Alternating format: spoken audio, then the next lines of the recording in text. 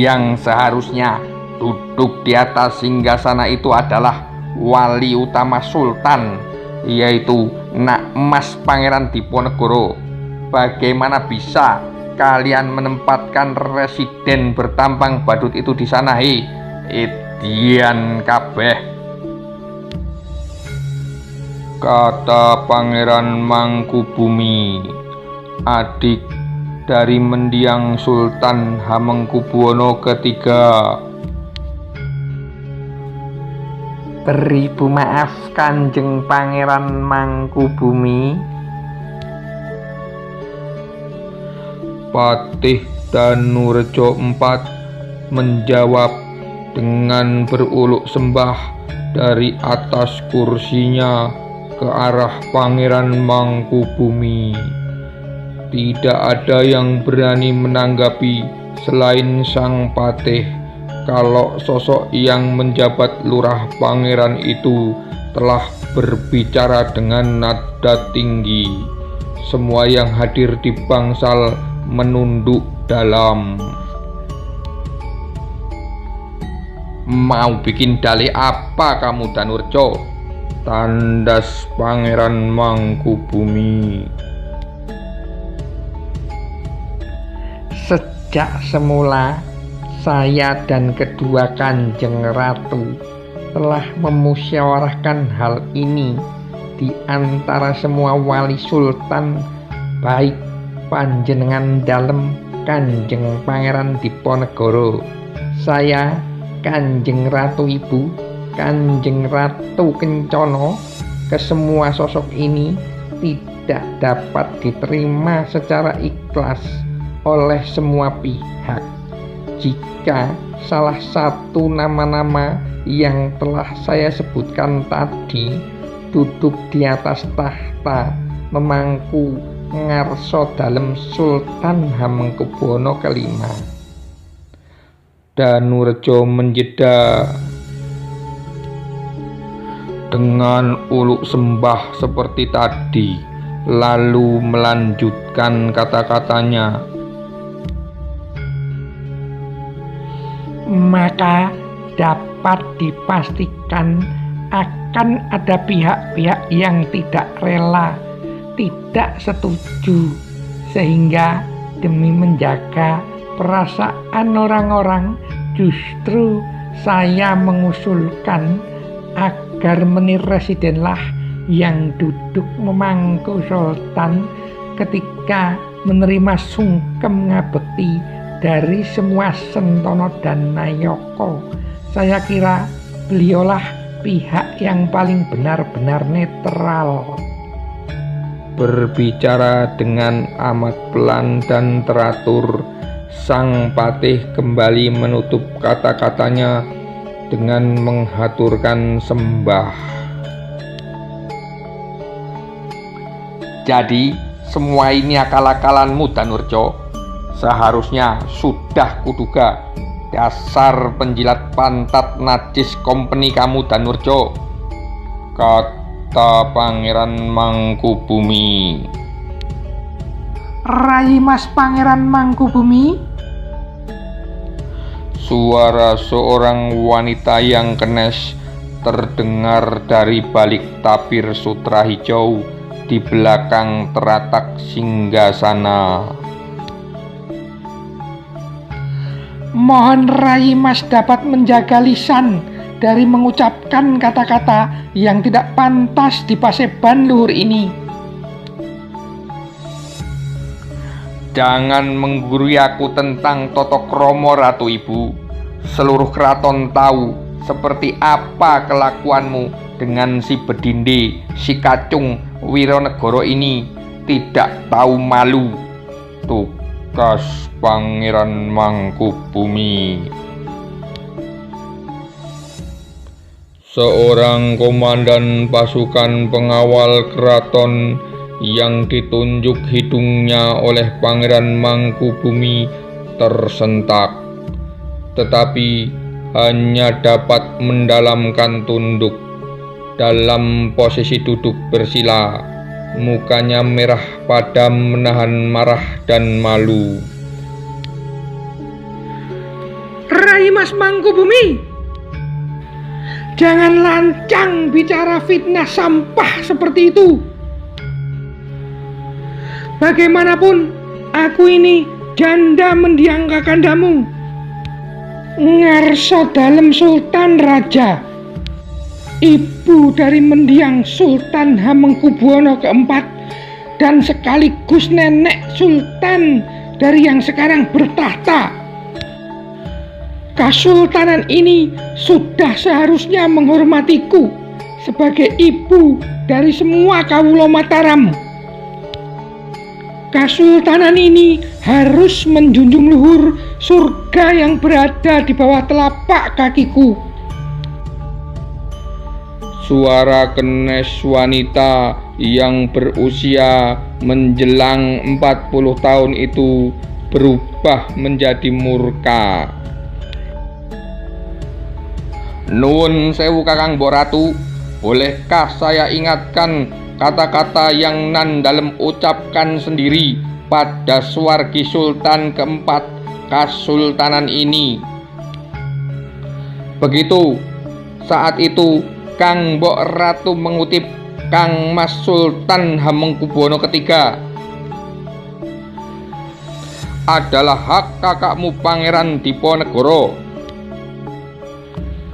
Kalau saja bukan karena dia terus menolak setelah berulang kali dibujuk untuk mengemban amanah menjadi sultan, niscaya dialah yang telah menjadi sultan, kata Pangeran Mangkubumi.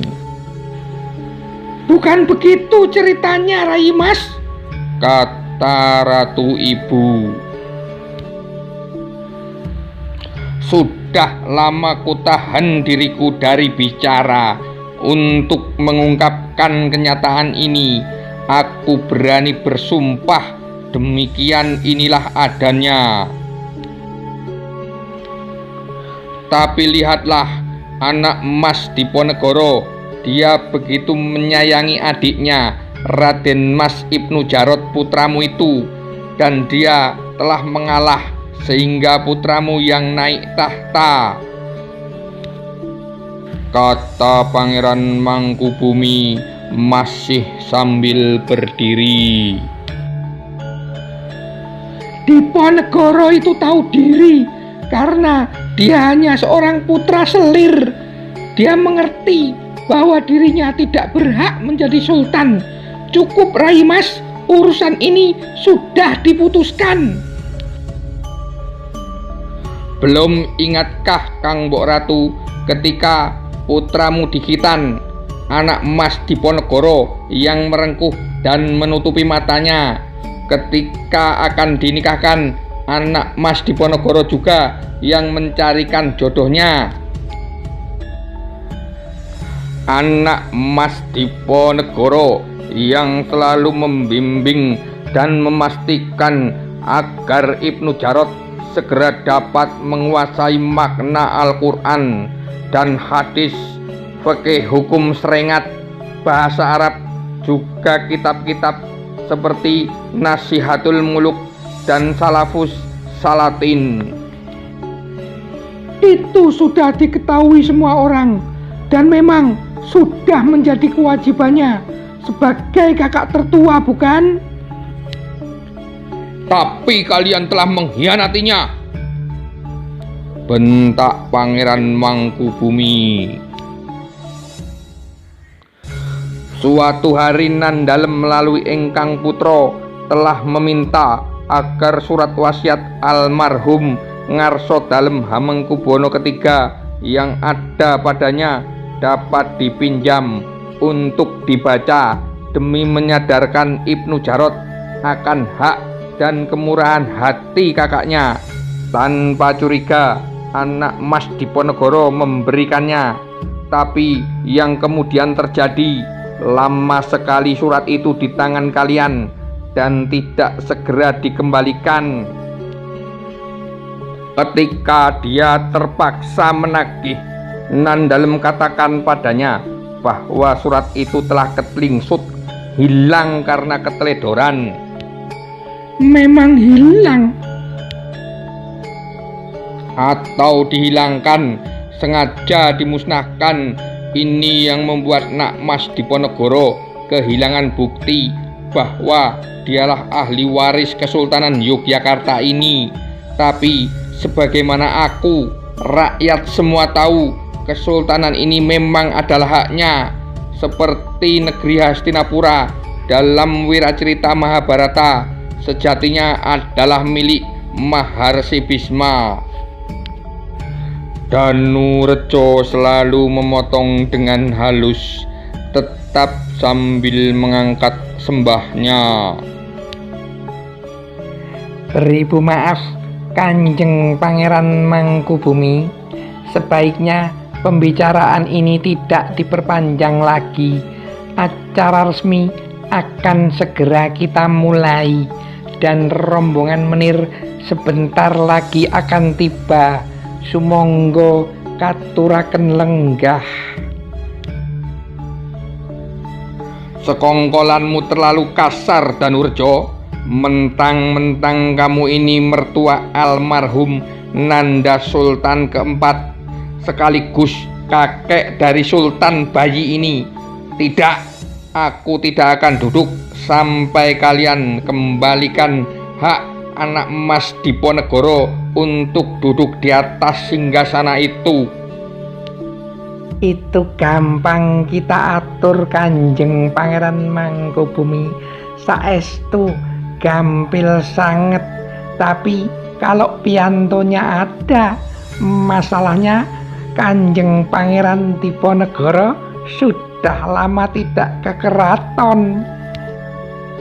Beliau angin-anginan sekali kalau sudah menyangkut perkara negara, bahkan kalau berurusan dengan kami, para nayoko.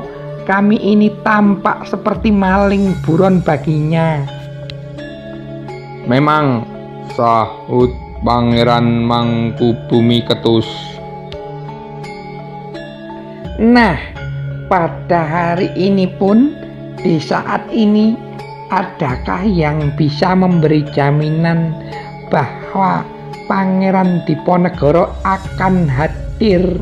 Danurejo berbicara sambil berusaha menyembunyikan kekesalannya. Aku sudah mengirim beberapa abdi dalem Suronoto ke Puri Tegalrejo dengan membawa payung kebesaran untuk menjemputnya, kata Pangeran Mangkubumi kemudian. Baiklah, akan saya laksanakan dawuh Kanjeng Pangeran Mangkubumi. Kalau memang ada jaminan Kanjeng Pangeran Diponegoro akan segera rawuh, kata sang patih sambil mentapikkan sembahnya dengan kedua ibu jarinya disentuhkan ke ujung hidung. dan tentu harus tepat waktu. Kalau tidak, ya terpaksa saya kembalikan ke rencana awal Residen Semizard yang akan duduk di dampar Kencono. Waktu tinggal setengah jam lagi, Ki Patih. Suara Mayor Temenggung Wironegoro datar, tapi jelas itu ditujukan untuk menekan kubu Pangeran Mangkubumi. Saya akan penuhi janji saya hingga habisnya waktu, setengah jam dari sekarang, Kanjeng Pangeran, sahut Danurejo yang memeriksa arloji rantai emas dari saku jas atela putihnya sambil tersenyum simpul. Adimas Pangeran Ngabei, panggil Pangeran Mangkubumi pada salah satu adiknya sambil berkaca pinggang dengan salah satu lengannya, sementara tangan yang lain dipakai untuk memijit hulu hidungnya sembari merunduk. Wonten timbalan ingkang adawuh kangmas Mangkubumi, kata Pangeran Ngabei yang duduk di jajaran tengah, memajukan jempol kanannya dengan penuh kesopanan. Wajah pangeran ini terlihat segar dan bersih. Kulitnya kuning langsat, kumisnya tipis dan tanpa cambang sama sekali.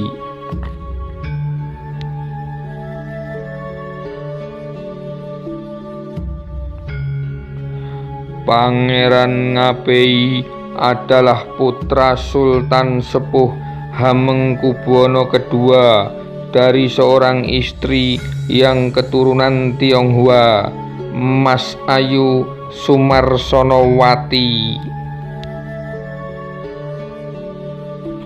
Bisa tidak kau utus putra angkatmu itu, Nak Mas Nurkandam dan Nak Mas Kotip, menyusul menjemput ke arah Tegalrejo. Kecepatan berkuda mereka kurasa lebih unggul dari anak-anak kita yang manja. Sendika dawuh Kang Mas Mangkubumi. Pangeran Ngabei tersenyum. Lalu dia yang bertubuh gagah pun berdiri, menengok ke kanan dan ke kiri. Kalian berdua sudah dengar kan? Ayo segera berangkat, susul anak emas Pangeran Diponegoro. Mohon izinkan kami berdua turut serta, Ramanda, kata dua orang yang lain yang tampaknya orang Tionghoa.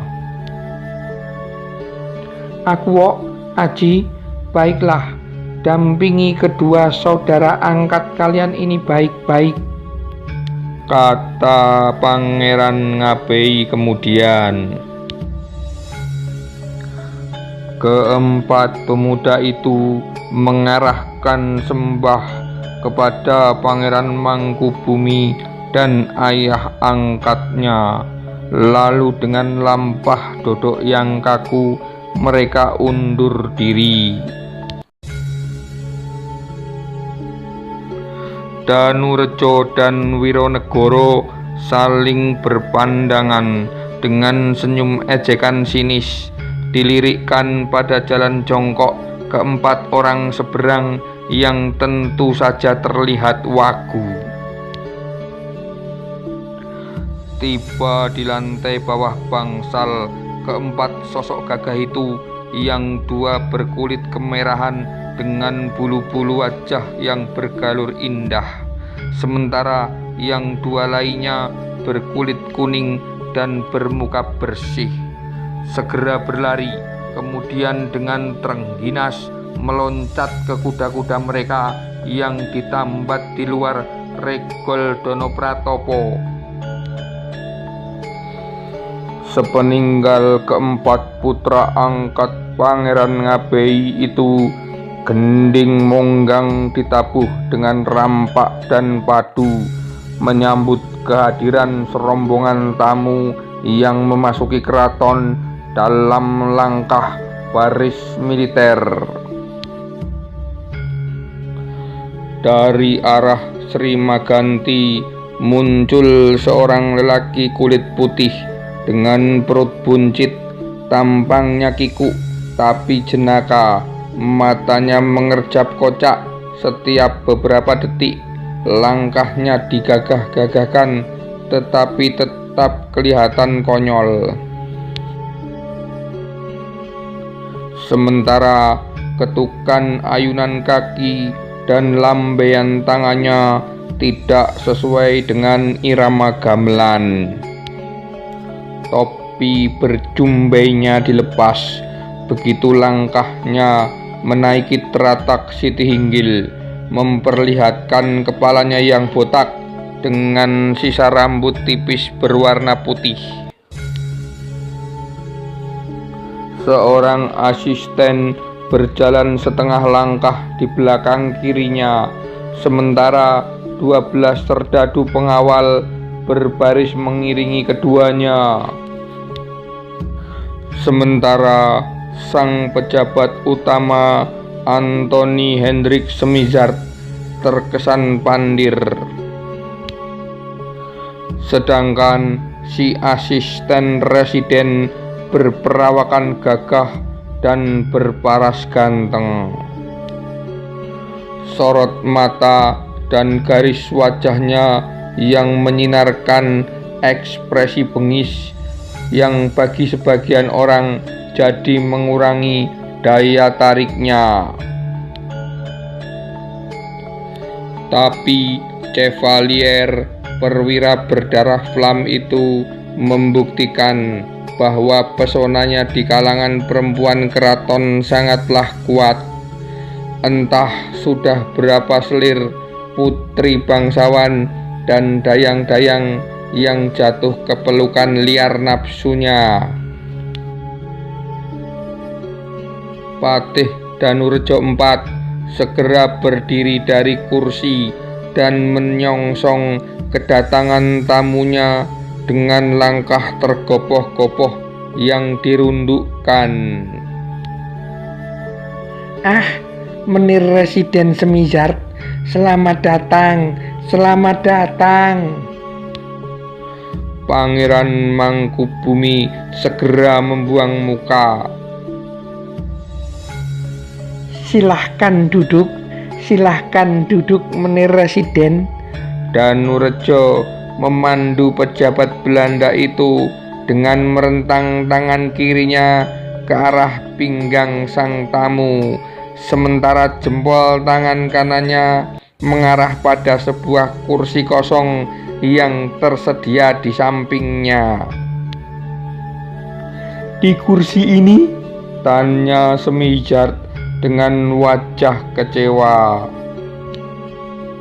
Iya, Menir, jawab Danurejo.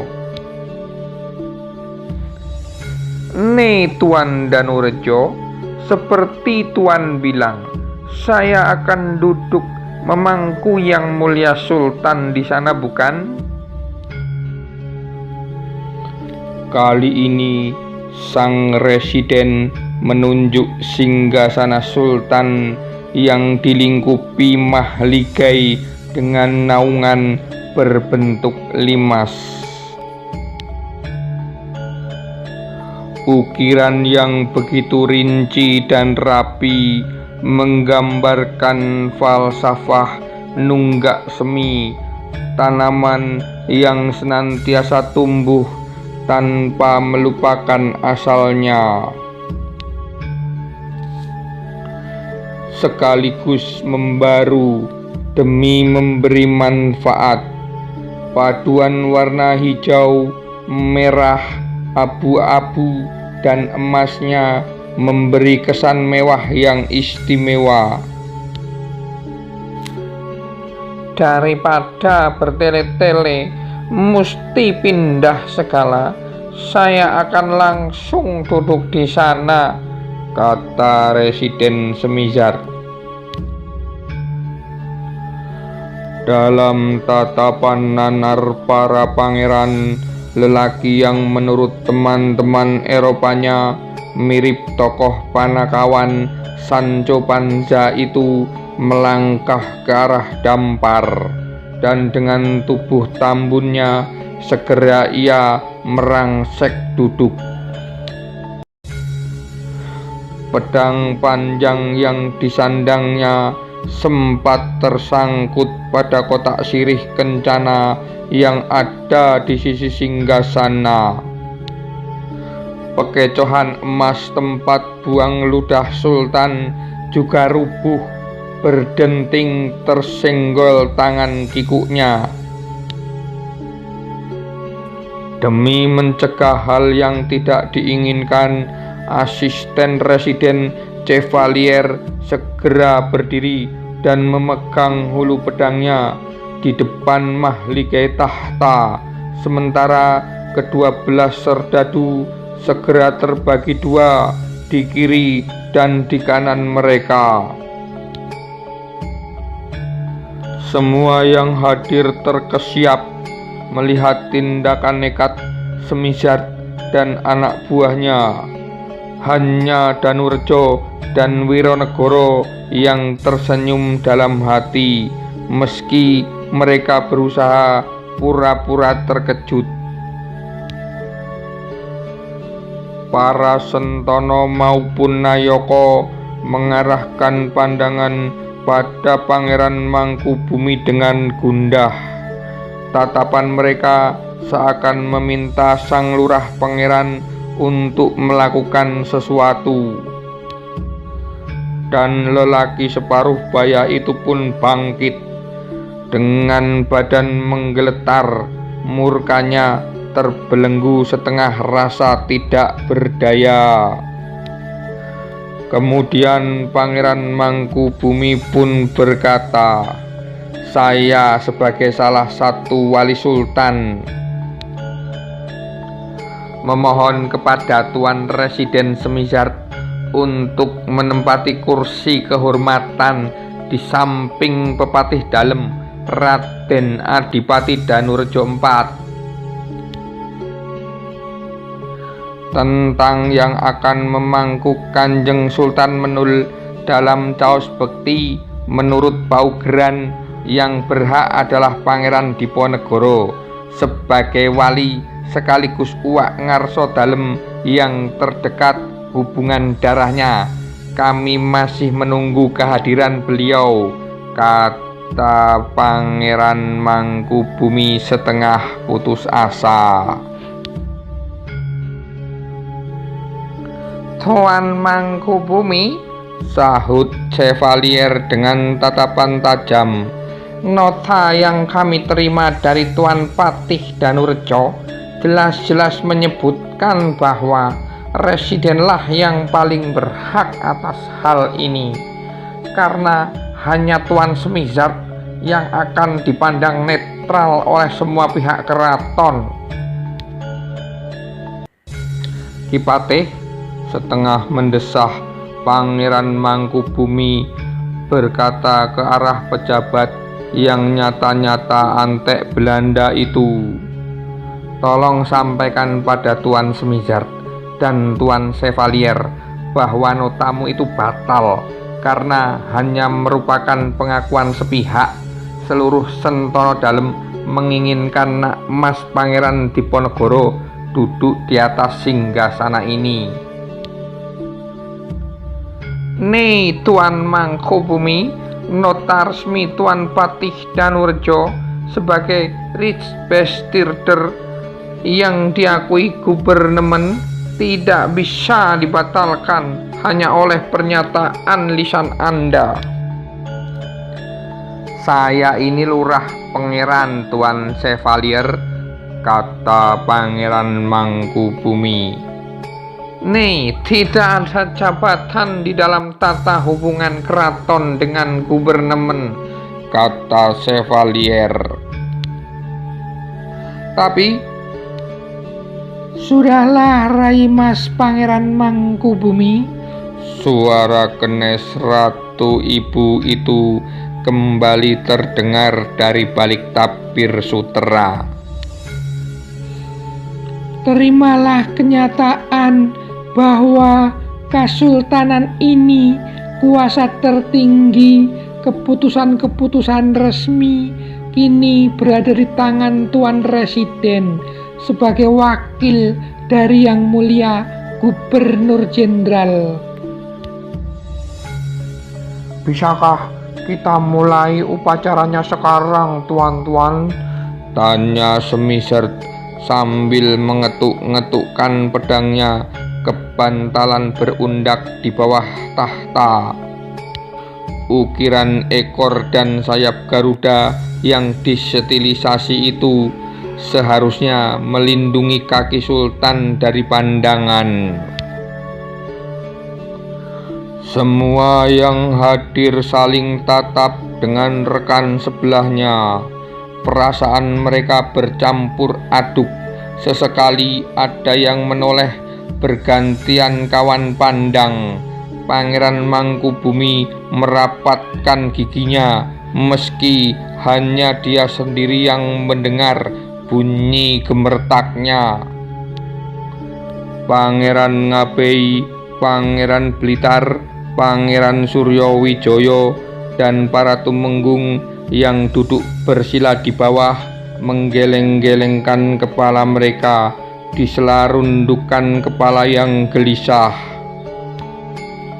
Danurejo IV masih terdiam, barangkali demi menjaga nama baiknya.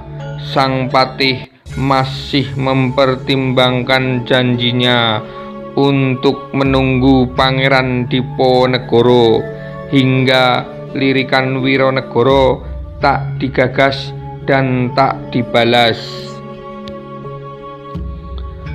Tapi kelompok pendukung Belanda di balik tabir lebih sigap.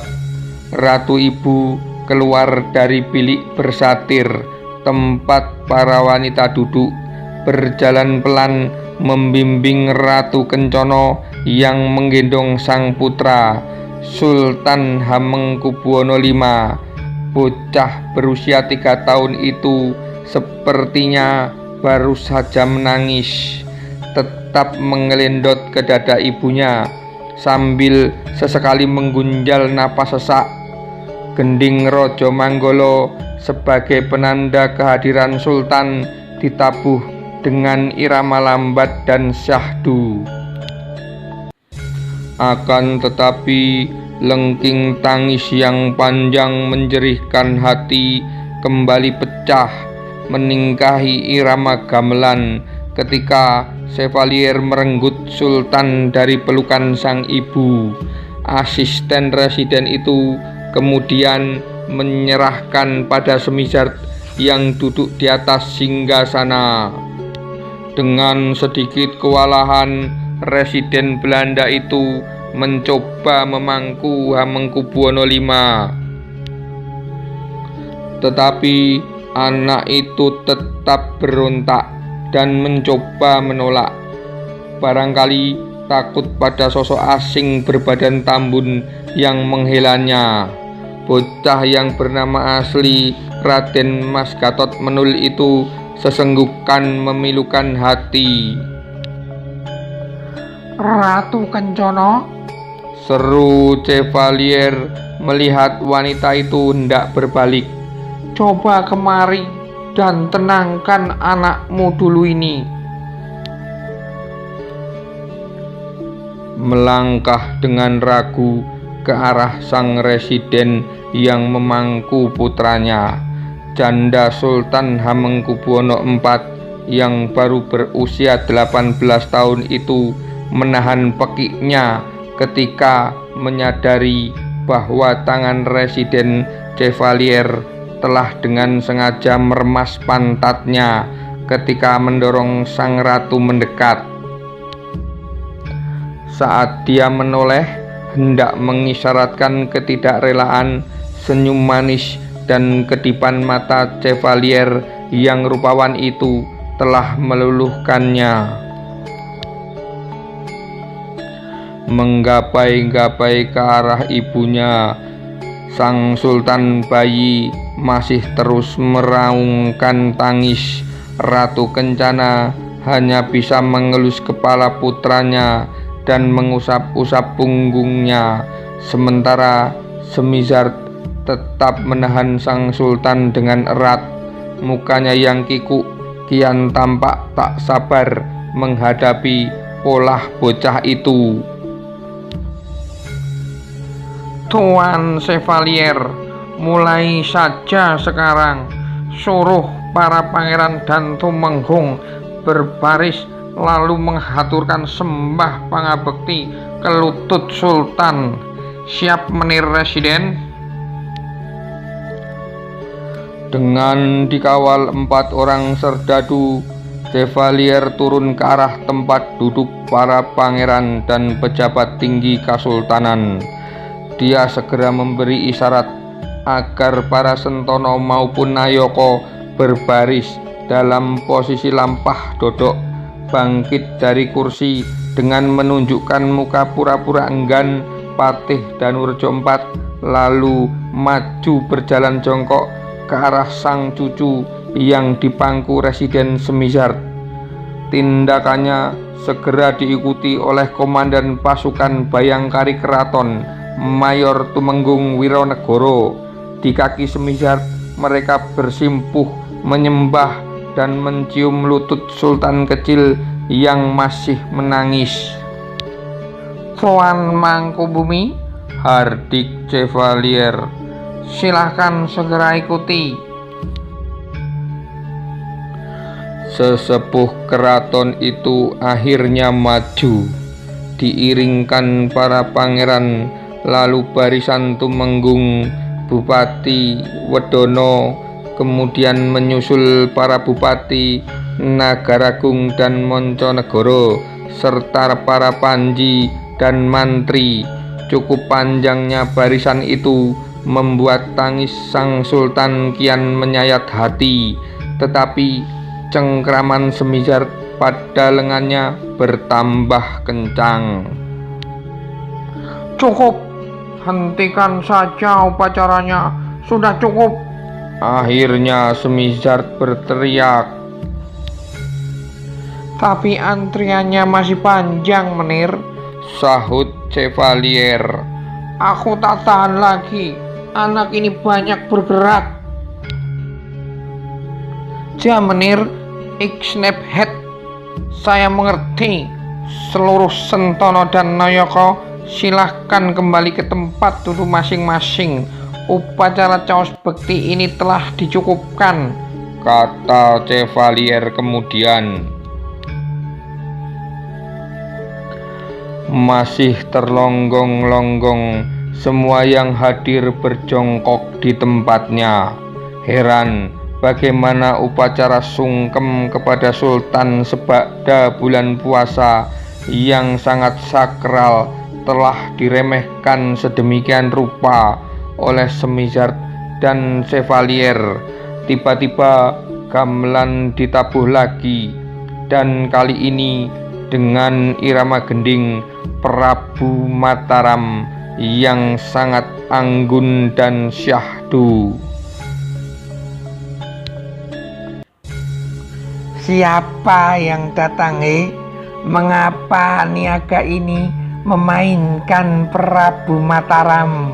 Ini gending khusus untuk ngarso dalem Kanjeng Sultan jika dia telah dewasa dan memangku negara secara mandiri." Patih Danurejo tak dapat menyembunyikan kegusarannya dan lalu berdiri dari kursi. Pangeran Mangkubumi mendahuluinya, bersecepat menuju arah regol Sri Maganti untuk menyambut orang yang telah dia tunggu-tunggu. "Selamat datang anak mas Pangeran Diponegoro. Alhamdulillah," seru Pangeran Mangkubumi.